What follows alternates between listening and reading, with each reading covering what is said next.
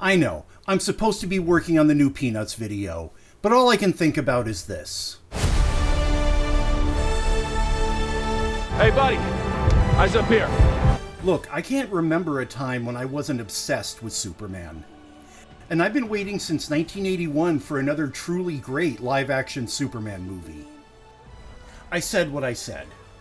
To get my Superman fix until then, I've been binging various animated Superman shows, and I'm here to rank them for you.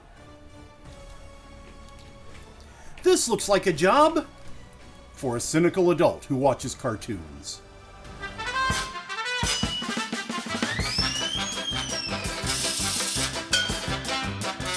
I should also point out that that same month we're getting what looks like the first good Fantastic Four movie since 1994. I'm going to enjoy killing you very much.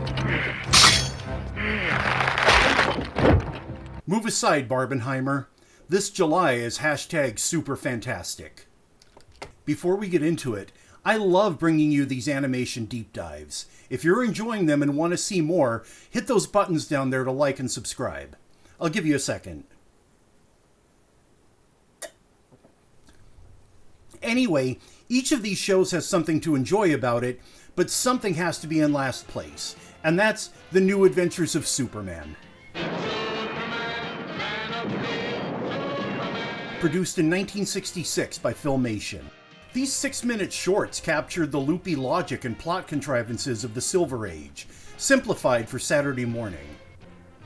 There's only a few antagonists from the comics. Lots of Luthor, a little Brainiac, and Superman's all-time nemesis, the Toyman. Plus lots and lots of very silly monsters and robots for Superman to fight. I don't have a formal grading system here, but any Superman show is going to be judged on how they pronounce this name. My name is Mitzi Spiggly. Not bad. The show also honors Superman history, featuring Bud Collyer and Joan Alexander as Clark Kent and Lois Lane. Good thing you didn't cover that Toto story with me. You'd have been terrified. You're probably right, Lois. You're probably right. Reprising their roles from the classic 1940s radio series. Hello, Miss Lane. Oh, hello, Mr. Kent. Hey, you're looking great. Oh, what's new? Ask me later after I've seen the old man. Remember those names. The opening narration was by Jackson Beck. With superpowers far beyond those of ordinary mortals. Also reprising his role from the radio show. When Superman rescued Editor Perry White and Jimmy Olsen from a group of hate-mongers and terrorists, Matt Riggs, their fanatical leader, managed to escape. And if you don't know his name, you may know him from this. G.I. Joe is the code name for America's daring, highly trained Special Mission Force. The show was Filmation's first big hit, and led to its own mini DC animated universe on CBS. Hawkman had his own show. The 60s were wild, man. The downsides are that, as enjoyable as the Silver Age and its tropes can be, it was a simpler time for DC, with simpler stories. These 6-minute shorts are largely a vehicle to show off Superman doing super things. Superman, an extra added attraction, performs feats of strength. But then there's the drawback of any Filmation production, and that's the limited animation. Got to put on more speed. Away! It quickly becomes clear how much Filmation would reuse stock animation. It's coming from the planet Riga. Away! This is a job for Superman. And take animation shortcuts. Up, and away! Still, it was better than what DC's competition was doing at the time. Desperately, the terrified Commandant searches for a hiding place as the Hulk's fury mounts. Next up, Ruby Spears' Superman premiered in September 1988, just a month before this. This was the first adaptation since the Man of Steel rebooted Superman for a rebooted DC universe. This means that both the Kents are alive. He may be Superman to the world, Pa, but under that cape, he's still my little boy. And it means modern businessman Luthor as the main antagonist, but still with a bit of Gene Hackman going on. Let's hand it to Superman. There's a market out there for your skills, Soups. But most of the rest still has pre-crisis energy, like these Silver Age versions of the Phantom Zone villains. Or an appearance by a Wonder Woman who still comes from Paradise Island rather than Themyscira. Your daughter and I make a good team. Thanks, Superman. What really sets this show apart is Superman Family Album, the segment that would close each show. These vignettes showed young Clark Kent at key moments in his life, learning to use his growing superpowers responsibly. Pa, I did it! I'm first-string quarterback!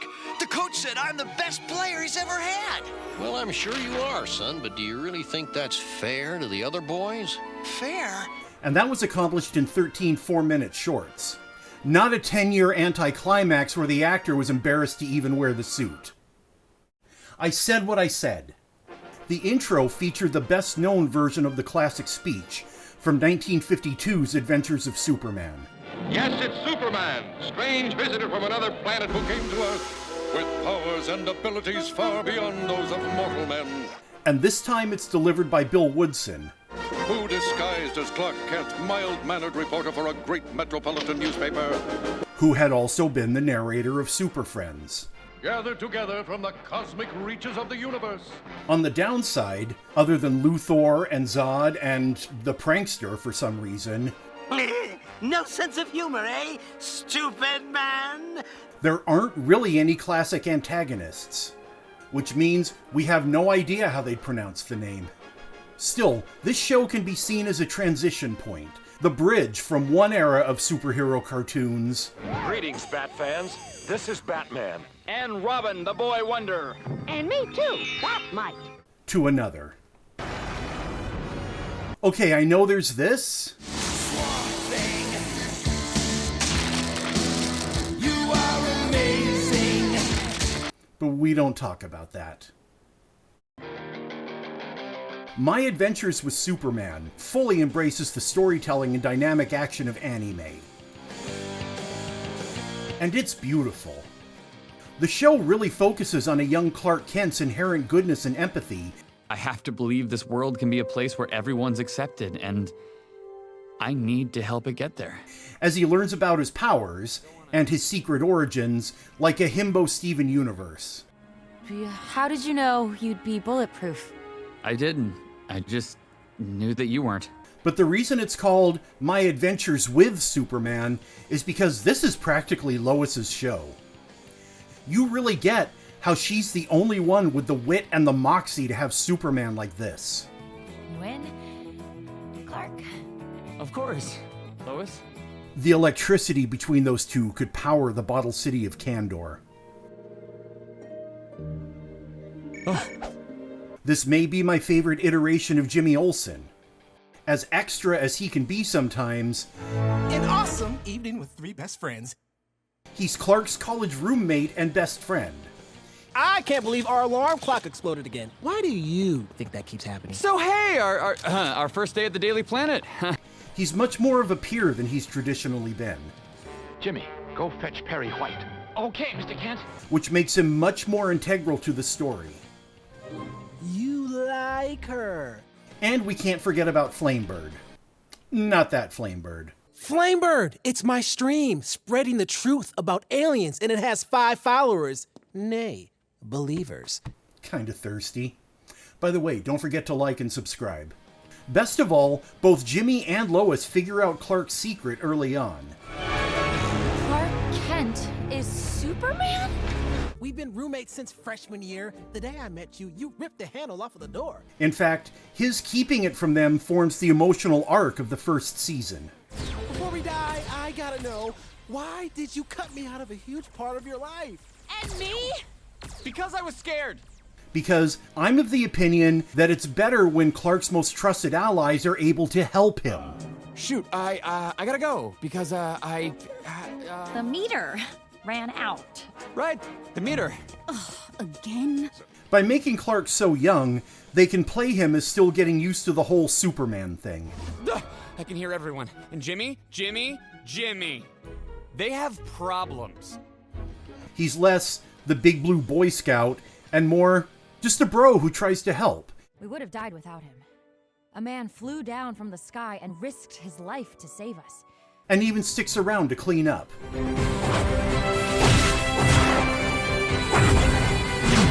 And check this out. I'm Mr. Mxyzptlk, an interdimensional peacekeeper, and I need your help. And as you can probably tell, this is a very different Mixie with a somewhat sinister purpose. And for you Ted Lasso fans... Oh, how about Trent Krim? And if memory serves, you're from the Daily Planet, yeah? Trent Krim, The Independent. They made that canon. I'm as excited about the third season as I am about the movie. The only reason this ranks third is because the next two are absolutely essential.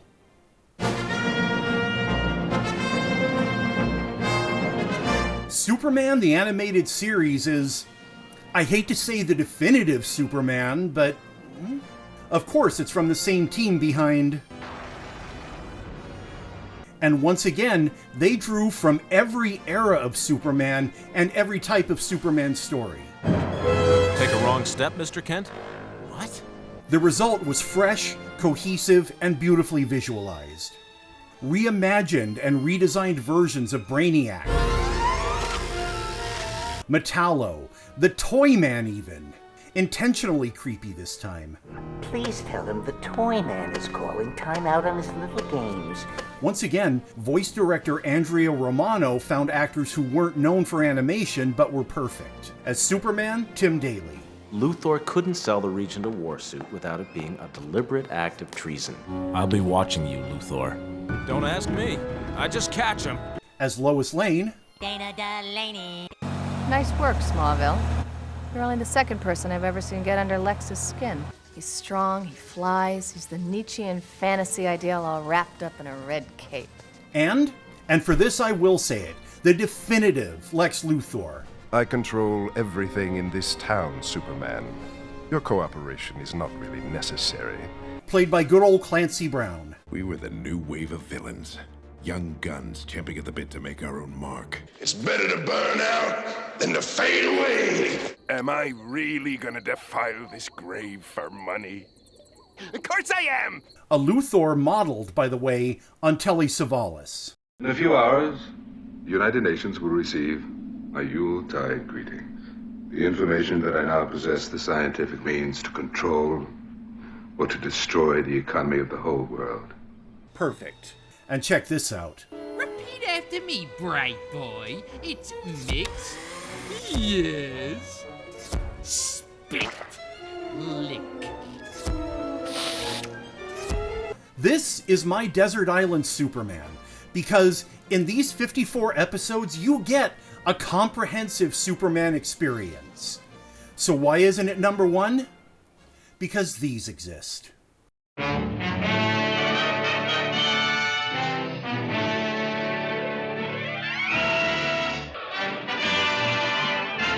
I've said this before. In their day, the Fleischer Studios was a major rival to Disney, in both quality of animation and of innovation.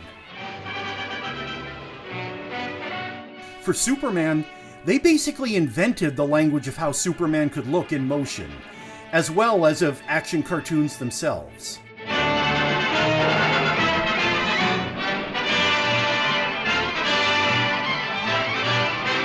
Some actions were rotoscoped for fluid movement. For others, well, since most actors can't fly, they had to figure that out themselves. These cartoons are pure kinetic action and dramatic artistry, packing a super-powered punch in their 10-minute running times. This is where the speech, or a version of it, originated.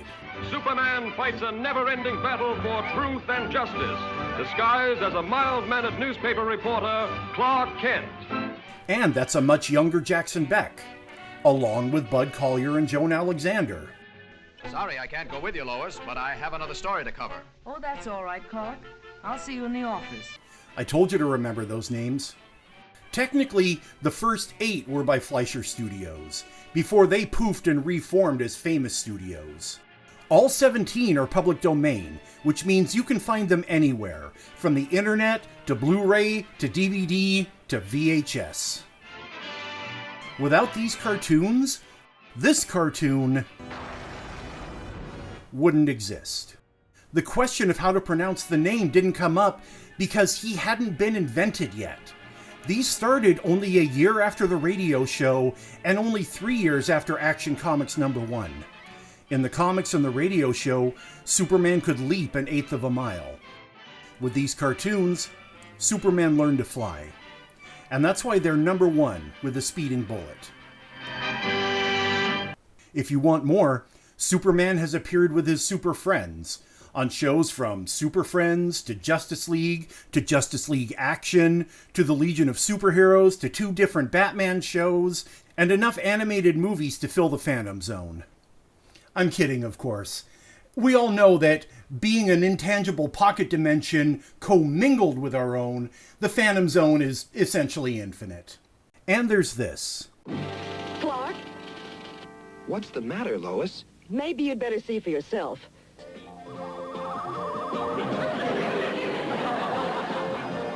Hi, Mr. Kent. I'm Cindy Brady. So, I'm going to keep binging while I wait for the movie to come out.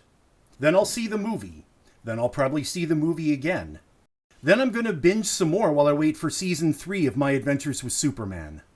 Before I go, check out my friend Rob's channel, Creator Owned, where he has some cool insights on Superman's creation. And to take us home, there's one more question about that name, and that's how to pronounce it backwards. That's not it. Oh, come on, get it right! It's called Tipsy-Xum! Oh, crap. Like and subscribe.